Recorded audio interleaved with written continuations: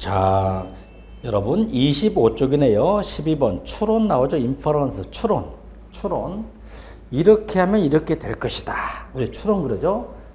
쉽게 말하면 하나를 알면 10가지를 알 수 있다. 그런 능력을 키워주는 게 바로 인퍼런스 추론 그럽니다. 추론의 방법은 두 가지죠. 연역 추론, 반대는 뭐지? 귀납 추론 그럽니다. 연역법하고 귀납법, 이 두 가지 나눌 수 있죠. 한번 해보죠. 논리학에서 주어진 정보나 전제에서 출발하여 어떤 긍정할 만한 논의 형태를 통해 결론을 끝내자. 연역적 귀납법, 상대지를 보죠. 일반적으로 타당한 논쟁 형태를 분석하여 그 전제가 함축하고 있는 결론을 끝내자. 아리스토텔레스의 3단 논법을 말한 거죠. 예를 들어 보죠. 연역적이 뭐냐?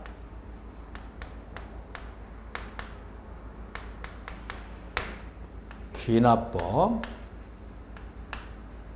연역적의 창시자는 대륙법계 프랑스의 수학자, 철학자, 정치가인 데카르트를 들 수 있죠. 귀납법은 영국의 검찰총장까지 여기만 베이컨을 들 수 있다. 근데 학자는 나오진 않지만 연역적 여름 이걸 말한 거예요. 한번 봅시다. 요거 숲, 나무. 숲은 크잖아요. 거시, 미시, 숲, 보편성. 반대는 뭐지? 특수성. 보편적인 명제를 가지고 아직 알려지지 않은 특수한 사실을 갖다가 증명해보자. 증명의 방법을 사용한다. 하면 뭐지? 연역적이야. 큰 거에서 작은 보편성에서 특수성으로 증명의 방법을 사용한다. 연역적. 반대로 특수한 사실로부터 일반적인 원리를 발견해 나간다. 하면 뭐지? 귀납법. 간단하지. 다시 한번. 큰 거에서 작은 걸로 증명의 방법을 사용한다. 연역적. 작은 거에서 큰 걸로 발견해 나가자. 뭐지? 귀납법. 한번 예를 들어보죠. 1A 봐. A1. 모든 인간은 죽는다. 나왔지? 모든, 전체. 보편성 그러지? 모든 인간은 죽는다. 2. 소크라테스는 인간이다. 맞지? 소크라테스는 인간이다. 3. 고로 소크라테스도 죽는다. 죽는다. 큰 거에서 작은 걸로. 모든 인간은 죽는다. 일반적인 원리, 명제, 전제죠. 대전제죠. 모든 인간이 죽는다. 보편성. 이 소크라테스 인간이다. 고로 소크라테스 죽는다. 이게 아리스토텔레스가 말한 몇 단 논법? 3단 논법이 됩니다. 3단 논법. 반대로 소크라테스는 죽는다. 소크라테스 인간이다. 고로 모든 인간은 죽는다. 작은 거에 큰 걸로 뭐가 되는 거지? 귀납법. 근데 미국의 철학자 중에서 그 유명한 철학자인데 러셀이라는 학자 나오는데 이 학자는 말이야. 연역법이든 귀납법이든 다 오류가 있다는 거야. 오류가 있다고 말해요. 그럼 그 왜 어떤 오류가 있는 건 봅시다. 이게 재밌는 건데. 자, 중요한 것은 귀납법은 주로 경험에 의존해. 경험주의야. 경험주의가 주로 뭐다? 귀납법이야. 이성에 의존하니까 상대적 읽어보자. 주로 무슨 주의가 되지? 합리주의, 이성. 이성에 근거한다, 연역적. 경험에 근거한다, 귀납법 그러거든. 참 재밌는 사례가 있는데 여러분 봅시다. 이런 말 많이 했지. 할머니께서 이렇게 말합니다. 예를 들면 손녀야 오늘 반드시 비가 온다 이렇게 말합니다. 손녀가 질문합니다. 할머니 무슨 근거로 오늘 비가 온다는 거죠? 할머니 이렇게 말합니다. 어쩌니까 내가 잠을 자는데 무릎이 아프더라. 고로 오늘 반드시 비가 온다 이렇게 말합니다. 어쩌니까 내가 내 무릎이 아프기 때문에 오늘 반드시 비가 온다 라는 결론을 했어. 이건 기납적이잖아. 이건 참일 수도 있고 거짓일 수도 있잖아. 근데 이건 참이다 거짓이다? 거짓이야. 왜냐면 비가 오는데 영향을 미치는 변수는 다양해. 다양하잖아요. 근데 할머니는 그 모든 변수를 고려하지 않고 딱 하나 부분 무릎이 아프다. 그로 비가 온다고 결론을 했잖아. 이게 바로 뭐다? 귀납추론이 되는 거야. 근데 비가 안 올 수도 있잖아요. 올 수도 있고 안 올 수도 있고. 그런 오류가 있다는 거야. 그게 바로 귀납추론 한계점이죠. 예를 들어보죠.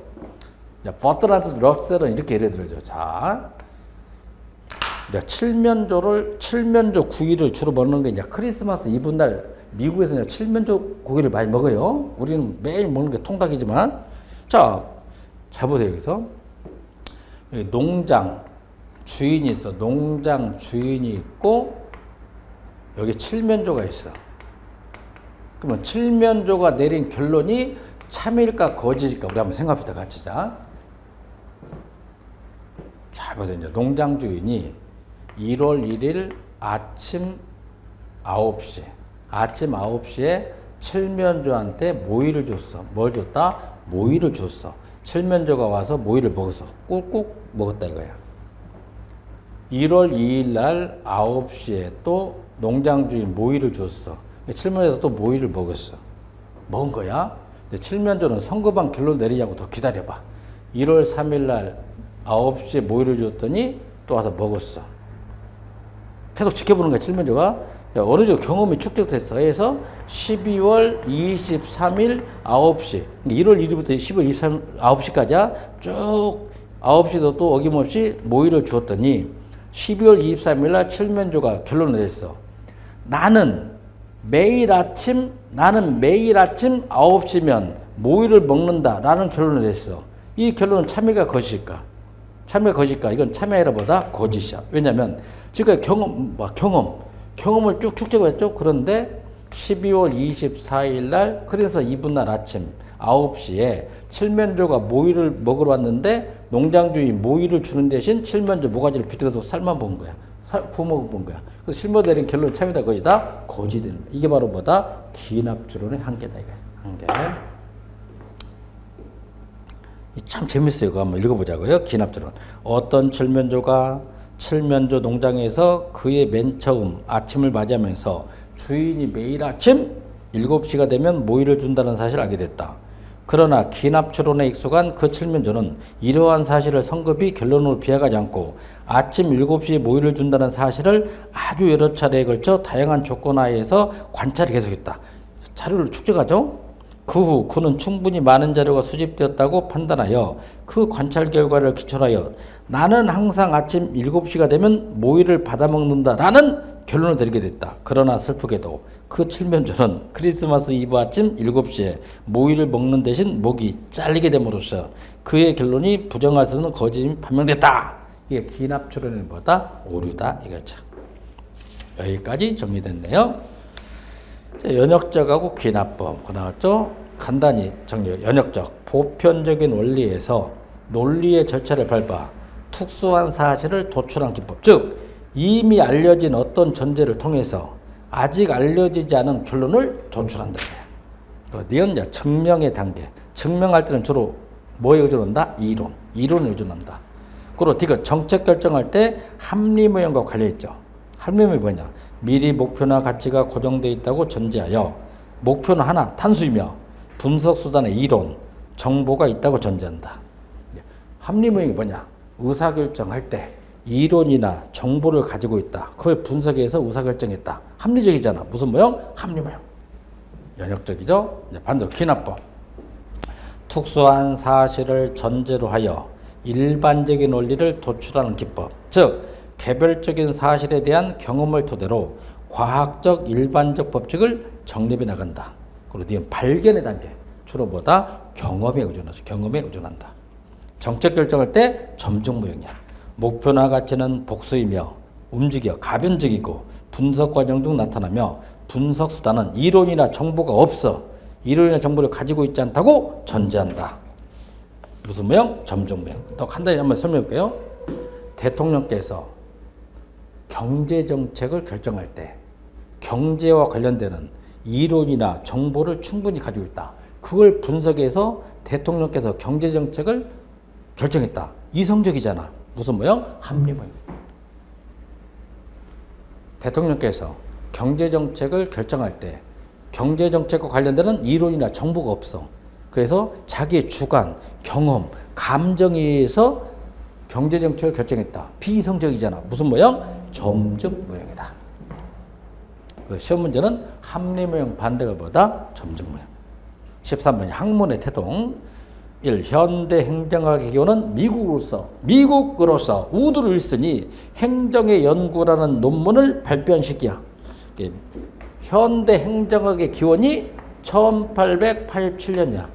몇 세기지? 19세기 말이 되겠다. 미국 28대 대통령 우드로 윌슨 연구소 들어봤죠? 우드로 윌슨의 A Study of Administration, 행정의 연구라는 논문이 기원이 됐다. 두 번째, 행정법. 법학이 발달한 나라는 영미법계가 아니라 주로 대륙법계죠. 프랑스나 독일을 말하죠. 행정법이 체계적으로 발달한 국가는 프랑스이며 민법이나 상법은 행정 규제 작용으로 보잡는다. 이게 무슨 얘기인가 봅시다. 우리가 법학과도 두 가지가 나눠져. 공법학과가 있고 사법학과가 있어. 공법하면 주로 이제 헌법이나 행정법 쪽이고요. 사법학과는 사인 간의 권리 의무를 다루기 때문에 그건 민법 또는 상법을 말할 수 있다.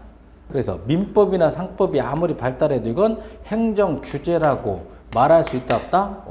없는 거예요. 그래서 헌법, 행정법 이게 바로 행정 규제 작용과 관련이 있고 사법인 민법, 상법은 규제 작용이라고 말할 수 있다 없다? 없다 이거야. 미국 행정학회는 언제 만들어졌냐? 미국 행정학회는 1939년 설립됐으며 루터 규릭은 미국 행정학회가 탄생하는 모태가 되는 1906년 창설된 뉴욕 시정연구에서 활동하였으며 1920년대 공무원 훈련원의 원장으로 재직하 있으며 브라운 로이원의 메리암과 함께 정부위원으로 참여했다. 일본계 미국인 학자 중에 누가 있다? 규릭이 있어. 킵이 들어가보세요. 규릭은 행정관리설, 과학적 관리론자 중에 누가 있다? 규릭이 있다 이거야. 루터 규릭. 그래서 미국 행정학회 모태가 되는데 기여한 학자 누구다? 루터 규릭이다. 그리고 4. 1950년대 미국 비교행정론의 영향을 받아 1956년 한국마다 행정학회가 설립됐죠. 미국 비교행정론의 영향을 받아서 1956년 한국 동란이 끝난 후 정인홍 교수가 초대 행정학회장이 되었다 이거지. 여기까지 정리했네요. 13번 학문의 태동에서는 두 번째가 포인트다. 행정법이 체계적으로 발달한 국가는 프랑스. 민법, 상법은 사인 간의 관계를 다루기 때문에 행정 규제 작용으로 보지 않는다. 27쪽 이제 행정 개념에 관한 이론적 전개. 여기서는 매년 한 문제가 나오는 거야. 매년. 자, 잡아봅니다. 법학적인 행정 개념. 법학하고 행정하고 어떤 상관성이 있는가 봅시다. 법학이 발달한 국가는 영미법계가 아니라 대륙법계 국가야. 프랑스, 독일을 말한 거예요. 유럽의 경우 18세기, 미국의 경우 19세기 중시였으며 이론적 배경은 첫째, 삼권분립 원격성, 입법부, 행정부, 사법부, 삼권분립 원격성. 두 번째는 19세기니까 절대국가가 아니라 뭐지? 자유주의잖아. 두 번째는 근대 자유주의 사상에 기인한 의회 민주주의 영향을 받았다. 의회 민주주의 영향을 받았다. 그리고 3. 국가의 통제로부터 국민의 자유를 보장해야 된다. 일명 뭐지? 천부 인권설. 왕권 신설이 아니라 뭐지? 천부 인권설. 영향을 받아서 나타난 게 행정학이 아니라 뭐지? 법학이다. 그러니까 법학이 발달한 국가는 영미법계 국가가 아니라 어디다? 대륙법계 국가. 프랑스, 독일, 일본을 줄 수 있다. 또 두 번째는 법학이 발달한 시대적 배경은 절대 국가가 아니라 뭐다? 근대 국가. 근대 자유주의 사상에 영향받았다. 그런 사상을 갖다 우리는 왕권 신설이 아니라 뭐지? 천부 인권설 그럽니다. 자, 7번 봅니다. 여러분 말은 다 들어봤을 거예요. 한 번쯤은 우리가. 자, 제가 두 번째 시간에 이렇게 강의를 했죠. 잔소리 같자는 잔소리예요. 암기해서는 안 된다. 흐름을 타야 돼요. 흐름을 타줘야 되겠죠. 그래서 국가를 구분할 때 16, 18세기를 갖다 절대 국가라고 말씀드렸죠. 절대 국가라고 그랬어요, 제가. 그 다음에 뭐 18세기 말 19세기를 갖다 근대 국가 이렇게 말씀드렸죠. 근대 국가. 그 다음에 20세기 초, 20세기 중반까지를 갖다 뭐라 말했다? 현대 국가. 20세기 후반부터 지금을 갖다 새롭다. 신뭐지? 현대 국가. 이렇게 말씀을 드렸죠. 자, 그럼 봅시다. 여러분, 절대 국가에서 우주의 중심은 인간이 아니라 신이야, 신. 신이 우주의 중심이야. 그러냐, 근대 국가 접어들면서 신의 세계로부터 인간의 세계로 넘어옵니다. 르네상스 운동. 나는 생각한다. 고로 나는 존재한다. 내가 이제 주인이니까 나. 그럼 뭐죠? 절대국 이런 얘기 들어봤죠? 짐이 국왕을 왕이야. 짐이 곧 국가다. 짐이 곧 국가다. 짐이 곧 태양이다. 이거 태양. 국왕이 곧 국가다. 이거야. 루이 몇 세? 14세. 루이 14대. 루이 14대. 이 절대국가 사상을 이렇게 말합니다. 왕권 신수설 그래요. 왕권 신수설이 뭐냐면 왕이 신으로부터 권리를 받아서 백성을 지배하는 거야. 삼권 미분립이 되는 거야. 왕권이 있어. 이런 주의를 갖다 절대주의 이렇게 말하는 거예요. 절대주의. 그러죠? 근데 근대국가 접어들면서 바뀌었어. 어떻게 바뀌었냐면 이렇게 바뀌죠. 천부 인권설이 되는 거예요. 천부인권설. 인간은 하늘로부터 권리를 부여받았기 때문에 군주가 통치를 한데 천부인권설. 절대주의가 아니라 뭐다? 자유주의. 뭐지? 자유주의를 말하는 거예요. 그래서 법학이 발달한 시대적 배경은 절대국가가 아니라 뭐지? 근대국가였다. 자, 법학과 행정학의 차이점이 뭐냐면 이렇게 보면 돼, 여러분. 이렇게 보면 돼. 행정학의 어머니가 정치학 그랬잖아요. 그러면 또 행정학과 법학을 놓고 볼 때 행정학보다 상위 학문이 바로 뭐가 된다? 법학이다. 이렇게 보면 돼, 법학. 다시 법학 이꼴 행정이 아니라 뭐다? 정치다. 이렇게 보면 되는 거야. 아셨죠? 또 나오네 그대로 사실이나 존재에 대한 현상 인식, 즉 사실. 반대로 행정조직의 구성, 행정기관의 권리 의무, 개인의 권익 보장과 권익 침해에 대한 규제 수단의 과정에서 규범. 아까 규범, 당위성, 경험보다 존재. 사실이냐, 규범과학이냐. 두 번째, 법을 전제로 하는 주로 집행기능 플러스 정책 결정 기능까지 포함한다. 상대적으로 행정조직, 작용, 행정통제에 관한 공법적 입장. 행정은 법에 보다 함수다. 그다음에 행정학은 행정기능의 확대 강화에 따른 사실적 행정국가의 개념 인식. 사실적 행정국가. 상대적으로 행정국가를 사법재판소 발달에 따른 규범적 국가 개념으로 인식한다. 그리고 행정학이 추구하는 가치는 뭐 능률성, 효율성. 법이니까 합법성. 법이니까 합법성보다 민주성. 어렵게 하지 말고 행정학의 상위 학문은 두 가지 있어. 행정학보다 정치학. 행정학은 뭐가 있다? 법학. 이렇게 보시면 된다. 이제 법치행정 원리 봅니다. 법치행정 원리에서 2005년 전라북도 9급에서 한번 나왔던 문제인데요. 법률의 법규 창조의 원리가 있고 2번, 3번 묶어서 반대 표시. 법률 유보. 법률 유보의 원칙이 있고 법률 뭐가 있다? 우위의 원칙. 법률 우위의 원칙. 이 세 가지를 좀 구분해 줘야겠죠. 법률의 법규 창조의 원리, 법률 유보의 원리, 법률 우위의 원리. 세 가지가 어떤 관계가 있는가 한번 봅시다. 그럼 여기서 우리 하나 생각해 보세요, 여러분. 행정국가에서는 국회 힘이 세게 해서 법원 힘이 세게 해서 정부 힘이 세게 해서 누구 힘이 세지? 정부 힘이 세다 이거야. 그게 행정국가라는 거예요. 이해됩니까? 자, 그럼 봅시다. 법률 창조한단 말이야. 법률 창조 원리. 이 두 가지가 이제 중요해. 법률 유보의 원리. 법률 우위의 원리. 이게 나눠지죠. 그럼 이거야, 여러분.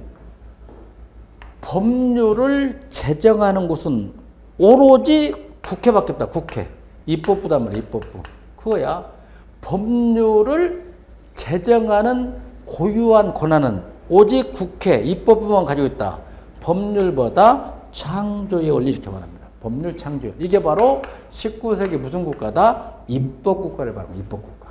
근데 이런 봐. 그런데 행정국가가 등장하면서 행정의 복잡성, 전문성, 기술성, 다양성 때문에 국회가 모든 법을 다 만들 수가 없어. 그래서 국회가 가지고 있는 입법권을 행정부에 내려보내주잖아. 그러니까 우리가 준입법권 그런 거야. 다른 말로 위임입법, 행정입법, 정부입법 이렇게 말한 거야. 그래서 지금 정부도 뭘 만들어? 대통령령, 총리령, 부령 만들지 않습니까? 명령. 그걸 말한 거예요. 두 번째 봅니다.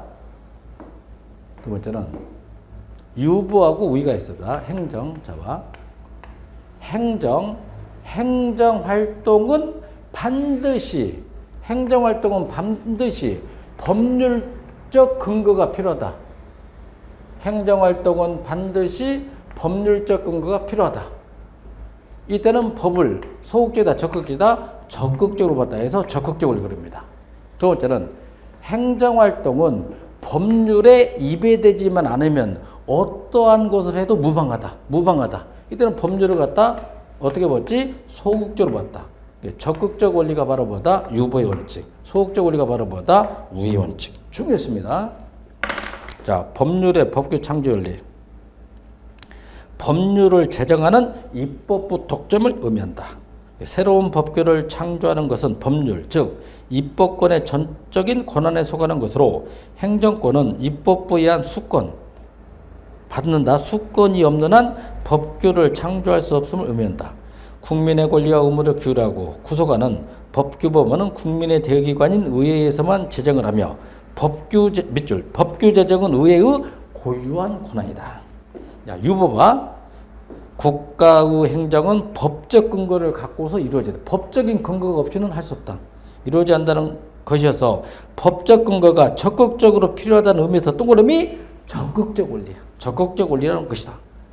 반대로 법률 우위는 국가의 행정이 합헌적 절차에 따라 제정된 법률에 위반되어서는 아니 된다는 것으로, 즉 위반되지만 아니하면 무방하다는 것이므로 동그라미 소극적 원리다.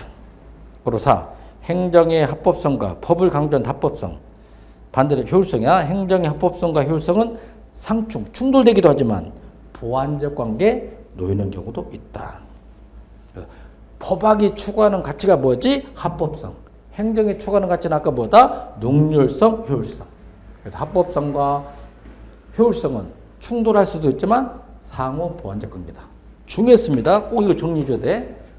법률 유보의 원리는 법적인 근거가 적극적으로 필요해서 뭐다? 적극적 원리. 법률 우위는 법적인 거가 소극적에서 뭐지? 소극적 원리. 꼭 정리해 주세요. 네, 법률의 특성 들어갑니다. 3번. 법이 뭐냐? 법학이 뭐냐? 법률의 특성. 여기서 중요한 용어 정리입니다. 여러분 잘 아셔야 돼. 사법적 기능하고 준사법적 기능은 틀린 거야. 그걸 아셔야 돼, 여러분. 1번. 법대로 합시다. 우리 공무원이 뻐그면 법대로 합시다. 그러지. 그게 합법성이에요. 법을 지키자. 1. 법규는 행정에 합리적, 합법적 권위를 부여하는 원천이야. 법대로 합시다. 두 번째는 정책 및 행정관리의 도구가 된다. 법은 행정관리와 갈등 조정의 도구로 쓸 수 있다. 3번만 별표죠.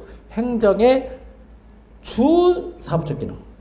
공무원의 권익보호나 국민의 권리구제를 위한 동그라미 행정심판 기능이야. 행정소송이 아니라 뭐지? 행정심판 기능은 준사법적 기능. 별표. 그래서 법 집행으로서 행정. 추상적 법규의 구체적인 집행을 통해 입법부들을 구현한다 이거야. 그리고 5. 행정의 합법적 권위 원천이 될 수 있죠. 정부의 정책에 대한 국민의 순응 및 상급자 명령에 대한 부하에 보다 복종. 부하가 왜 상관한테 복종합니까? 뭐 때문에? 법대로 하기 때문에. 합법상. 6. 행정에 대한 수권 및 정당화에 근거가 된다. 정책과 행정의 공식적 형식이며 집행수단으로 작용하죠. 7. 행정의 책임성을 확보해 주는 게 법이다 이거야. 행정행위에 대한 사법적 심사를 통한 권리구제. 7번, 3번하고 7번 묶어봐. 3번, 7번 묶었죠. 행정의 책임성 확보. 행정행위에 대한 사법적 심사를 통한 권리구제. 괄호고 저거. 사법적 심사니까 이건 행정보다 소송. 행정소송. 괄호 8. 행정의 예측 가능성을 보장해준다. 사전적 통제를 통해 예측 가능성과 안정성을 높인다. 9번에다 별표. 현대 행정에 있어서 법을 지나치게 강조하면 목표에 뭐가 나타난다? 대체현상으로 행정의 목표를 왜곡시킨다 이거야. 이제 이게 우리 대가면 목표보다 전환이 일어나는 거야. 미첼스의 뭐 과수제 철칙이라는 거. 목표보다 전환. 공무원들이 지나치게 법에 집착하다 보면 수단이 목표를 대신하는 거야. 목표의 왜곡. 그렇다 목표보다 전환 이렇게 말하자. 4번 이제 법학적인 행정 개념이 네 가지로 나누는데 이제 법학을 가지고 행정을 연구해 뭐가 있는가? 참고로 96년 이후 아직 한 번도 출제된 적이 없다. 경상남도 구급에 딱 한 번 나왔는데 98년도에 아직 출제된 적이 없다. 한번 보죠. 법학을 가지고 행정을 접근하는 게 첫째, 구별 긍정설에서 소극설. 소극설만 좀 별표해 줘봐. 소극설을 다른 말로 공제설 그럽니다. 상권 분립 공제설, 일명 소극설. 국가작용 중 입법, 사법을 제한 나머지 행정을 본다. 엘리네크. 하이에크하고 엘리네크가 연구한 게 뭐지? 소극설, 일명 상권 분립 공제설. 자, 7번 보죠. 상권 분립이 뭐냐? 입법부, 행정부, 사법부 이렇게 되어 있지. 쪼개져 있다. 그래서 삼권 분립 그래. 맞잖아요? 삼권이 분립되어 있다. 공제. 공제란 말은 우리말로 제한단 말이에요. 공제한다 그래. 공제는 제외시킨다. 이게 바로 뭐냐면 상권 분립 공제설이 뭐냐 이걸 말하자. 행정. 행정이란 입법과 사법을 제외한 나머지 활동을 국가 활동으로 본다. 그러다 상권 분립 공제. 다시 한번. 입법과 사법을 제외한 나머지 활동이 국가 활동이다. 상권 분립 공제설. 이제 그림 이렇게 돼 있죠. 우리 세발 자전거. 세발 자전거 이렇게 돼 있다고. 세발 자전거 있어요. 자전거야. 세발 자전거가 굴러가려면 이 세 바퀴가 있어야 되는데 이 두 바퀴 입법부하고 사법부 두 바퀴는 떼어내버리고 이 행정이라는 한 바퀴만 가지고 자전거 굴러갈 수 있다고 본다. 뭐지? 상권 분립 공제설 그러죠. 하이에크하고 엘리네크. 그 다음에 이제 국가 목적을 실현한다. 국가 목적 실현설. 국가가 법 질서 아래에서 국가 목적을 실현하기 위하여 행하는 자격을 본다. 오토메이어. 오토메이어라는 자.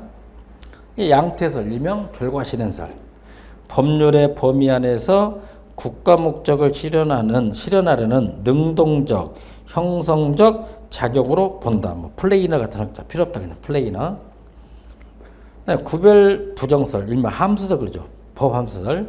일반적인 법 규범을 구체화, 개별화하는 법적 작용을 본다. 뭐 켈젠 같은 학자, 법학자 켈젠. 행정과정설은 이제 미국의 행정법학계에서 제기된 것으로 행정이란 보다 규정이다. 행정이란 규정이다. 행정과정설. 개념 징표설. 포로스토프가 주장하였으며 행정은 정의를 내릴 수 없고 단지 디스크립션보다 묘사만 할 수 있다. 묘사만 할 수 있다. 이건 전부 다 행정학적 개념이 아니라 행정법학적인 개념이다. 하나만 정리해 주세요. 요거 딱 하나. 행정이란 입법과 사법을 제한 국가활동으로서 해책, 엘리네카 연구했다. 상권분립 공제설, 일명 소극설. 그것만 정리해 주세요. 이제 진검승부로 들어가는 거야. 1번 행정학적인 행정개념. 이건 100% 시험에 나와. 100%. 뒷부분에서 제가 한 20번 이상 할 거예요. 이거 계속. 이제 미국에서 나타난 행정학의 패러다임이 몇 가지 있는가? 8가지가 있더라고요. 한번 잡아봅시다. 큰 제목에다 붙여봐. 첫째, 역관제 빗줄, 스포일 시스템. 역관제는 1829년에서 1882년 정치행정 이론론. 행정은 정치보다 신여다. 행정은 정치의 신여다. 일명 뭐지? 역관제. 간단히 생각합시다. 이걸 말하는 거야. 조선시대나 고려시대 때 공신 자녀들은 과거 시험을 거치지 않고도 백으로 관료가 되는 거야. 음서제도. 현대판 음서제도가 이걸 역관제를 말하는 거야. 예를 들면 대통령 선거운동 당시 대통령을 열심히 도와준 신복들을 대통령께서 공무원으로 임명합니다. 뭐다? 역관제. 현대판 음서제 그런 거야. 그러다 보니까 공무원들은 대통령한테 꼼짝 못한 거야. 가신그룹이 되는 거야. 행정은 정치 예속돼 있잖아. 가신그룹. 그런 인사행정을 스포일 시스템보다 역관제 이렇게 말해. 그러다 보니까 행정의 독창성이 없어지잖아. 그래서 안 되겠다 해서 정치로부터 행정을 떼어냅시다. 그래서 공무원은 정치로부터 독립돼 있어. 정책적 이원론. 이게 바로 메리트 시스템보다 실적제보다 실적제 인사행정 그래. 여러분들처럼 공개경쟁 채용시험을 통해서 행정사 자격증도 취득하고 공무원이 된다. 그런 인상제를 뭐라고? 실적제 그런 거야. 실적제. 실적제고 관련되는 미국 행정의 패러다임을 행정관리설. 3회 우리 행정사 시험에 나왔지. 규칙. 행정보다 관리설. 이렇게 말한 거야. 제가 서술 때 보세요. 이범자 행정관리설. 1887년에서 1920년대 정치행정 이원론 실적제 인사행정. 이제 폐 넘겨봅시다. 3번이 뭘까 봐. 3번 페이지 넘겨서 페이지를 넘겨서 31페이지 쫙 나왔잖아요. 이거야. 1번에다 별표 시대적 뭐다 전개과정. 요겁니다. 요거야. 시대적 전개과정. 정치행정 이원론이면 공사행정 이론론. 그래서 넓은 의미 행정 광해 개정. 그러다 A라고 적어봐. 편에서 A라고 해놓고요. 반대 정치행정 이론론이면 공사행정 이론론 협의 개념 영어로 적어봐. 뭐다? B. A 아니면 제가 뭐다? B다 이거야. 그럼 일단 밑줄 봐. A에 있는 게 행정관리설. 우측 봐. B에 있는 게 뭐다? 통치기능설. 폐 넘겨서 또 A에 있는 거 봐. A에 있는 게 바로 행정형태설. B에 있는 거 뭐지? 발전기능론. 즉 뭐다? 발전행정. 또 B에 있는 게 뭐지? 신행정학. 신행정학. 그 다음에 A에 있는 게 뭐지? 신공공관리론. 신공공관리. B에 있는 게 뭐다? 뉴 가버넌스 이론. 뭐가 있다? 뉴 가버넌스 이론. 그 다음에 밑으로 쭉 내려가 봐. 뉴 가버넌스 이론에서 B다. 밑쪽 2000년대 뭐가 있다? 신공공 서비스론. 8가지가 있는데 또다시 우측 봐봐요. 323페이지. 323페이지 또 보세요. 이거 있죠. 행정관리설. 행정관리설 반대 표시해봐. 뭐다? 통치기능설. 통치기능설 해놓고 행정형태설 반대 표시해봐. 신행정학. 행정형태설 비판하는 게 뭐다? 신행정학. 또 신행정을 비판한 거 신공공관리론 반대 표시. 신공공관리론 반대 표시. 또 신공공관리 비판한 게 뭐다? 신공공 서비스론. 몇 가지 있다? 8가지. 매년 이거 시험에 나온 거야. 그래서 여러분 구구단을 우리가 암기했듯이 미국 행정의 패러다임 8가지를 제가 암기하는 방법을 알려주겠다. 암기하는 비법을 알려드리겠다. 이 말씀이야. 그럼 다시 원위치 돌아와 봐요. 원위치 돌아와서 제가 비법을 알려드리겠다. 우리 교재 28페이지 봐봐. 28페이지. 역관제. 자, 역관제 반대가 뭐다? 실적제야. 역관제 반대가 뭐다? 실적제. 요걸 먼저 아셔야 되겠죠? 자, 7번 봅니다. 제가 비법을 알려드릴게. 암기하는.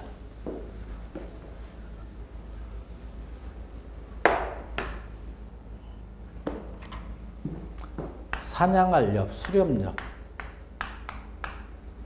수렴엽. 역관제란 게 있지.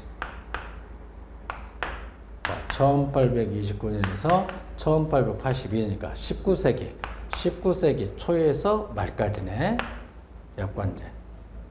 너 안 되겠어. 이건 이제 비판에 나타난 게 실적제 그래. 실적제. 메리트 시스템 실적제. 메리트 시스템. 뭐 미국 오하이오주 상원원인 펜들턴이 만들었다 해서 일명 펜들턴법. 1883년에서 지금도 있지만 1920년대까지 30년대 탄 거다. 20년대 실적제 그래. 그다음에 또 이걸 비판에 나타난 게 대표성 관료제 그래요. 그 시험 문제 인사행정에서 4편 인사행정 대표성 관료제. 리프레젠티브 뷰로크래시. 1944년 도널드 킹스리가 쓴 대표성 관료제. 이렇게 돼 있단 말이야. 아주 여러분 재밌다 이거. 한번 읽을게. 자, 조선시대 백으로 공무원이 됐다. 음서제도를 뭐라고? 역관제. 개나리 붙임 짊어지고 과거 시험을 통해서 성적 순으로 공무원이 됐다. 과거제도 뭐지? 실적제. 근데 어떤 문제가 있냐면 이런 문제가 있더라고 봐. 자, 조선시대 권문 세족이 있단 말이야. 그다음에 몰락한 양반, 잔반 세력이 있어. 권반 세력하고 잔반 세력이 있어. 둘이 기회만 균등히 주면 누가 유리하게 있어? 몰락한 양반이야, 사대부야. 사대부가 유리하단 말이야. 그래서 기회만 균등히 주어서 성적 순으로 관료를 선발한다. 그게 바로 뭐다? 실적제. 그러다 보니까 양반들 중에서 몰락한 양반은 관료가 될 수 있고 권반 세력만 다 공무원이 되는 거야. 관료가 돼. 그러다 보니까 기회는 균등이지만 결과는 불균등이 되는 거야. 그리고 진정한 공평이 아니잖아. 평등이 아니잖아요. 그래서 나타난 게 바로 뭐가 된다? 대표성 관료제. 그럼 대표성 관료제 뭐냐? 이걸 말하는 거예요. 조선시대 영조, 정조가 도입한 탕탕평평마다 탕평제 그런 거야. 노론, 소론, 남인, 북인 골고루 충원합시다. 대표성이 된다. 그게 바로 뭐지? 대표성 관료제. 그리고 얘는 기회균등뿐만 아니라 얘는 뭐다? 결과의 균등을 치는 게 바로 뭐다? 대표성 관료제다. 대표성 관료제. 다시 한번 좀 쳐보세요. 자, 잘 봐. 미국에서 흑인하고 백인하고 누가 교육을 많이 받아? 백인이 많이 받잖아. 그 상태에서 시험 보면 누가 유리해? 백인 유리하잖아. 그래서 기회만 균등히 주는 거야. 그게 바로 뭐가 된다? 실적제 이렇게 말하는 거예요. 다시 한번. 하버드 대학교 신입생을 선발할 때 흑인이든 백인이든 구분하지 않고 실력대로 입학을 시키겠다. 교육을 많이 받은 누가 유리하다? 백인 유리한 거야. 그래서 모든 신입생은 다 백인으로 충당된 거야. 이거 골고루 충원이 안 됐지. 이런 인사행정이 뭐가 된다? 실적제. 그래서 미국에서는 지금 어떤 정책이 펴냐? 흑인들도 신입생에 들어올 수 있도록 쿼터제를 배부른 거야. 할당을 흑인목으로 20% 주는 거야. 쿼터제, 어퍼머티브 액션. 쿼터제를 도입해서 흑인, 백인 비율을 맞춰주는 거야. 그게 공평하잖아. 그게 뭐가 되는 거지? 대표성 관료제란 말이야. 우리나라 예를 들게. 우리나라 봐. 우리나라 옛날에는 말이야. 서울대 들어갈 때 다 필요 없어. 실력 순으로, 성적 순으로 신입생을 뽑다 보니까 도시하고 농촌 누가 유리하다? 도시 애들이 유리한 거야. 그래서 전부 다 신입생은 누가 차지한다? 도시 애들이, 강남 애들이 차지하는 거야. 그래서 안 되겠다 해서 나온 게 바로 뭐냐? 서울대 신입생을 뽑을 때 농어촌 특례 입학 시켜주자. 뭐 소녀 가장목을 뽑아주자. 탈북자 뽑아주자. 골고루 충원해주자. 대표성 있잖아. 그게 바로 뭐가 되는 거지? 대표성 관료제다. 그 말씀이야. 자, 봅시다. 역관제가 뭐냐 이걸 말해줘. 역관제라는 것은 이게 정치야. 정치, 정당이 있고 여기 행정이 있어. 행정이 바로 뭐다? 공무원이야. 이렇게 한 거야. 정치가들이 공무원을 떡주무리 자주하는 거야. 그리고 행정은 정치의 신예야. 정책력에서는 이론론. 그리고 행정에 독창성이 있다 없다? 없다. 그런 인상적을 뭐라고? 역관제 이렇게 말합니다. 그래서 안 되겠다 해서 나타난 게 뭐냐? 바로 뭐냐? 정치로부터 행정을 떼어냅시다. 정치하고 행정이 구분돼서 정책력 몇 원이다? 이원론. 그런 인상제 바로 뭐다? 실적제. 그걸 우드를 윌슨이라는 행정의 아버지는 그랬다. 읽어보자. 행정 뭐라고 한다? 관리사 이렇게. 행정은 관리한다 뭐지? 행정관리사. 이게 인상제도 뭐가 되는 거지? 실적제가 되는 거예요. 이제 감 잡았죠? 다시 한번 해볼게요. 자, 정치가가 공무원을 떡주무시 주무른다. 그리고 행정은 정치에 예속되어 있다. 정치 행정이 구분 안 된다. 정치 행정 이론론. 그런 인상적인 바로 여권제다. 아니다. 정치로부터 행정을 분리합시다. 그리고 행정은 정치의 간섭을 받지 않는다. 정치 행정 이원론. 그게 바로 뭐다? 실적제. 그걸 행정의 아버지인 우드 루이스는 그런 패러다임을 뭐라고? 행정관리사. 이렇게 말한 거지. 여기까지 간단히 한번 정리해보죠. 여권제. 스폴 시스템이란 1829년 이전에 소수의 특권계층에 의해 공직이 독점되는 것을 방지하기 위해 미국의 앤드류 잭슨 대통령이 1829년에 도입한 것으로 밑줄 선거에서 승리한 정당이 공직을 독점하고 선거 과정에서 기여한 자에게 전리품인 공직을 부여하는 제도를 말한다. 이 당시는 행정이 정치에 예속되어 있던 시기였다.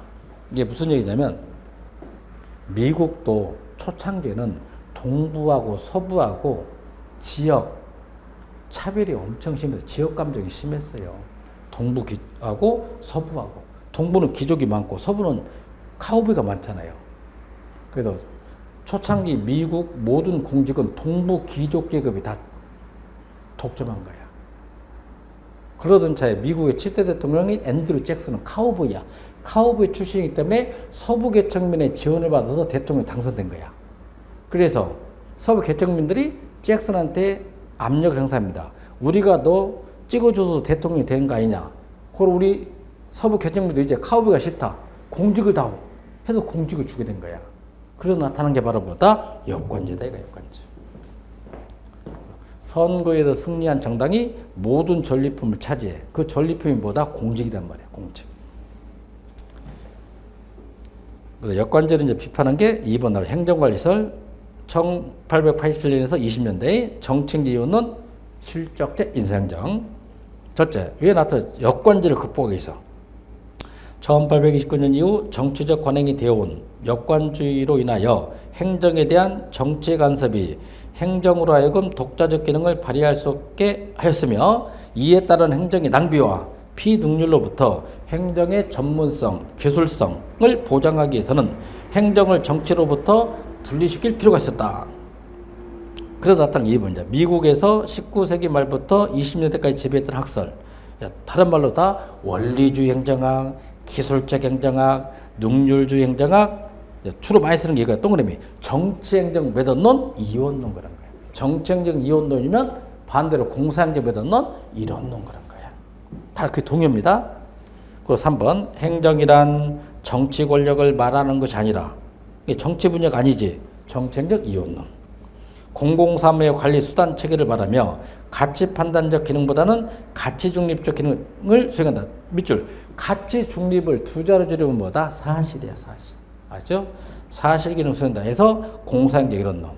누가? 4번. 행정은 정치와의 관련성보다 사실 관리의 분야로서 정책 및 법의 집행관리 기술 현상이 중시됐으며 우드 윌슨에 의해 최초로 주장되었고 규칙에 의해서 발전됐다. 2015년 행정사 3위 시험 문제지. 규칙에 의해서 발전됐다. 여기서 용어 정리 한번 합시다, 여러분. 용어를 좀 아셔야 돼. 가치. 가치 반대가 사실 그랬어요. 아까 배웠지? 사실이라고. 사실이야. 그러면 잘 봐야 돼. 가치 중립성이란 말이죠. 가치 중립. 이 중립이라는 것은 포함이다, 배제다, 배제란 말이에요. 가치를 배제했잖아. 가치를 배제했으니까 다른 말로 뭐가 되는 거지? 사실이 되는 거야. 중요한 용어였어요. 다시 한번. 중립이란 것은 배제란 말이야. 가치 중립성 하면 가치를 배제했잖아. 가치가 아니니까 뭐가 되는 거지? 사실이다. 이 말씀이죠. 중요했다고 용어. 행정관리설 박스 시대는 게 1887년에서 1920년대 19세기 말 이 당시 나타난 경영의 뭐지? 과학적 관리법. 똑같아. 과학적 관리법. 테일러의 과학적 관리법. 학자 윌슨, 막스 베버의 관료제 영향을 받았죠. 유럽 학문의 영향, 특히 영국은 제외야. 그 다음에 프랑스와 독일의 영향입니다. 그럼 다시 한번 우드로 윌슨이 행정의 연구라는 논문을 썼다. 이건 독창적인 게 아니야. 주로 독일과 프랑스의 영향을 많이 받았어. 영국은 제외됐고. 그리고 특성은요, 정치와 행정을 구분했어. 정치, 행정, 이원론이죠. 행정은 정책 결정이 아니라 보다 정책 집행만 하는 거야. 정책 결정 반대가 보다 정책 집행. 집행 기능. 그리고 여권제 극복. 여권제 극복을 통한 공무원제도 개혁을 강조한 진보주의야. 그래서 여권제를 비판했으니까 뭐지? 실적제. 행정의 능률성과 합법성을 추구한다. 경영학의 장점이 바로 뭐다? 능률성. 행정의 능률성과 법을 지키자 합법성 추구. 한국 및 신생국의 경우를 봤더니 우리나라 같은 경우 정치 행정의 미분화야. 지금 행정이 정치를 압도하고 있어요. 정치 행정의 미분화. 고로 입법국가를 거치지 않고 행정국가로 이행되었다. 관료 제국주의 성격으로 법령에 따라 정책을 집행하는 일선 행정 역할로 구분하죠. 대표학자는 우드로 윌슨이죠. 윌슨에 대해서 한번 정리해 봅시다. 1887년 행정의 연구라는 논문을 발표한 행정학의 아버지야. 2번 행정학의 아버지죠. 근데 관료제 아버지 막스 베버 영향을 받았어요. 독일의 사회학자 누구? 막스 베버 영향을 받았어. 근데 독창적인 건 아니겠지. 막스 베버 영향. 미국의 독창적인 행정 이론보다는 당시 미국의 진보주의와 유럽식 중앙집권 국가의 관리로 영향받았다. 2번 별표죠. 2번 별표. 독창적 학문은 아니었다. 그리고 3. 정치체제는 미국이 우월하지만 능률성은 독일이나 프랑스가 우수하므로 대륙법계의 행정을 도입해야 한다고 주장했으나 영국은 아까보다 제어시켰지. 그래서 미국 28대 대통령이야. 프린스턴 대학교 총장. 프린스턴 대학교 총장 할 때 이 당시 학생 중에 하나가 이승만이야. 이승만 대통령이 프린스턴 대학교 나왔거든. 그때 총장을 역임한 사람이 우드 윌슨이었다 이거야. 그리고 5번 아까 나왔죠. 정치행정 매듭론 이원론이었죠.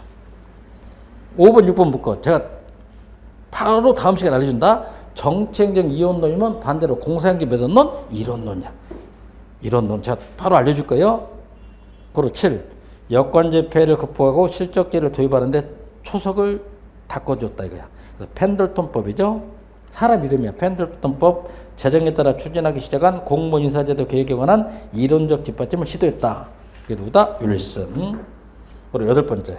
행정관리설은 행정은 원리에 충실하면서 국가 의사를 과학적 원칙 원리에 따라서 동그라미 뭐다? 집행.